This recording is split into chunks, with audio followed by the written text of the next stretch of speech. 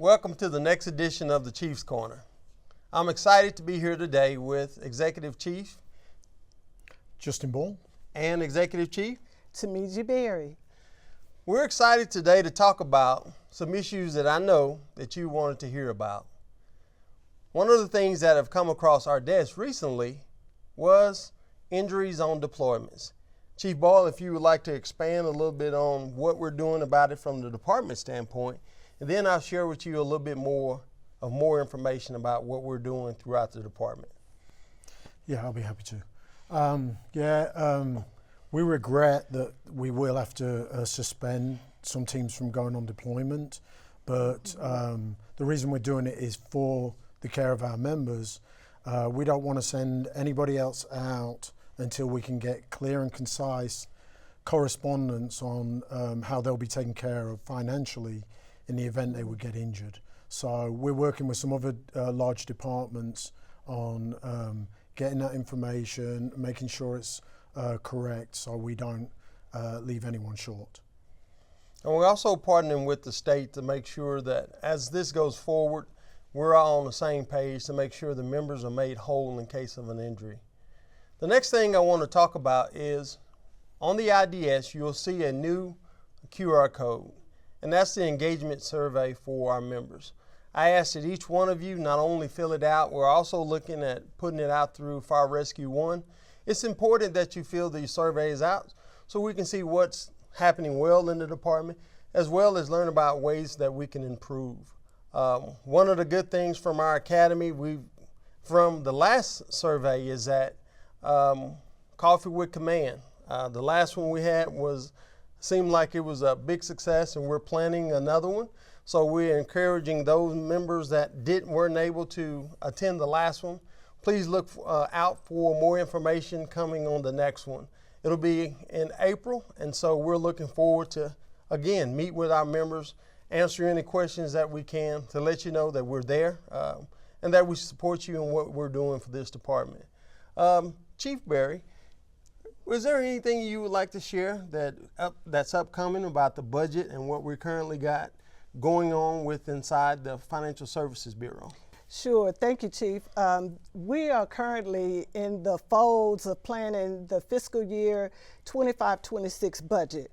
It is a long and arduous task to do so, but as much as it is a lot of work, we, the command staff, look forward to doing that because we know that it's going to meet the needs of the stations, of all of our members, by way of the enhancements that you all have submitted through your chain of command. So yes, it is a lot of planning, long days, but we look forward to it because this is an opportunity that we get to submit enhancements for the entire department this one time during the budget planning year.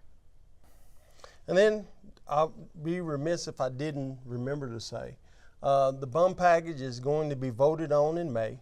And so there are packages and things inside of that are tailored just for the fire department. As we go through that package and that voting period, then we'll come back with more information to come about possible new stations, renovating current older stations, and also other information that's inside of that package for us. Chief Ball, I was going to ask you to talk a little bit about Battalion 10. I know everybody has saw the URD about it's coming back in service, but if you can give us a little more information about specific times and dates about when it's coming in, as well as a little information about how it's going to be used for the overall service of our city. Okay. We're excited about getting Battalion 10 back. As you know, we've been trying for years, but we had to get creative on how to get it done. So we had to reallocate some resources, and that was the safety chiefs. We're not doing away with the safety chiefs. We're actually adding one. We'll have Station 39, which will be Head Battalion 10. They will be a battalion chief in their division and district, and there'll be a safety chief in the other division if they get a multi-alarm fire. We'll also add Station 36 as a safety chief, Battalion 9. So we'll actually increase the coverage from safety chiefs to 2 from 1. And we look for that to go in first part of April, first half of April, and again, we're excited to have the extra coverage in that area. As you can see, we're always working not only to be more efficient with some of the things that this department is doing, but also looking out for the safety of our members.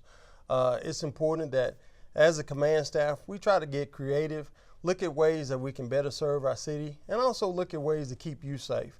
One of the things that I know everybody wants to know more about is our transfer list.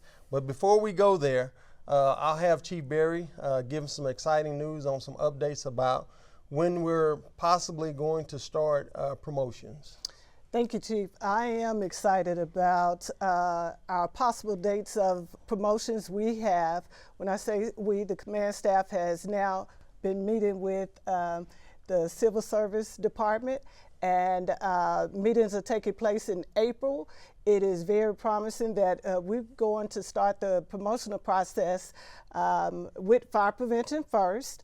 And after fire prevention is completed, then of course we will roll through ERB. The estimated date for fire prevention promotional exams are estimated to be, I would say, early fall, towards the early part of the winter. So we're talking somewhere around October and November for testing dates. So you can see there's so much that's going on inside the department, but one thing we always get a question about is about the transfer list, how many folks are getting off the ambulance, and Chief Ball, I'll toss the ball to you now. Okay. No pun intended. But I'll toss the ball to you to give a little information about that. Okay, yeah. Yeah, the next bid list will go out April 5th, and the movement will take place early May. And as far as paramedic removal, we've got a PTEP class coming out June the 5th, and so around that time, I believe right now there's approximately 27. I wouldn't say 27 is definitely getting off the rescue, because it depends if we lose any by then.